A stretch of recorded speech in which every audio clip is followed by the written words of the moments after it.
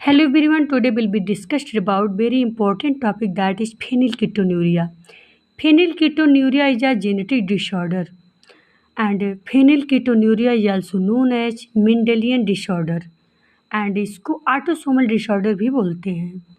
ये जन्म से ही मौजूद होता है बच्चों में। अब यहाँ पे कुछ इमेज दिखाई दे रहे हैं जो फेनिलकेटोन्यूरिया के सिम्टम्स हैं। ओके, बच्चों में आपको दिखाई दे रहे हैं। इस इमेज के माध्यम से आप देख रहे हैं उसको। ओके, फेनिलकेटोन्यूरिया को PKU भी बोलते हैं। ओके, अब हम बात करते हैं फेनिलकेटोन्यूरिया क्यों होता है। तो देखिए, हमारे बॉडी में एक प्रकार की इम्यूनो एसिड होती है जिसे फेनिलएलानिन बोलते हैं। जो फेनिलएलानिन होती है उसका कन्वर्जन टायरोसिन में नहीं हो पाता है, यानी कि जो फेनिलएलानिन इम्यूनो एसिड होता है इसका मेटाबोलाइज नहीं हो पाता है। आप जानते हैं किसी भी चीज़ का मेटाबोलाइज जब होता है तो उसमें एंजाइम की आवश्यकता होती है।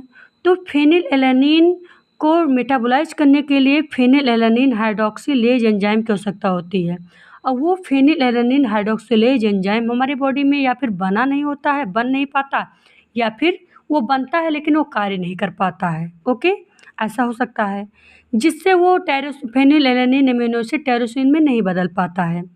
क्या होता है, जब बदल नहीं पाता तो वो फेनिलएलानिन अमीनो एसिड जा कर के ब्लड में एक्यूमुलेट हो जाता है, ब्लड में जा कर के जो है इकट्ठा हो जाता है, एकत्रित हो जाता है। इस केस में होता क्या है, वो फेनिलएलानिन कन्वर्ट हो जाता है कुछ टॉक्सिक बाय प्रोडक्ट में।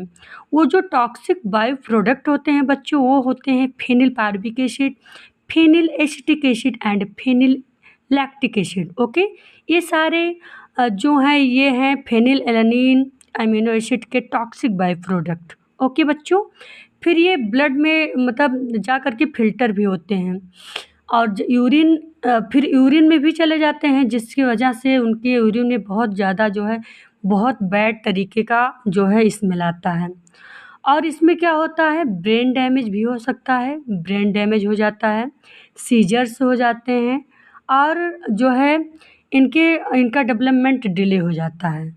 ये सारे सिम्टम्स होते हैं जो कि फेनिलकेटोन्यूरिया डिजीज़ से क्रिएट होते हैं। ओके।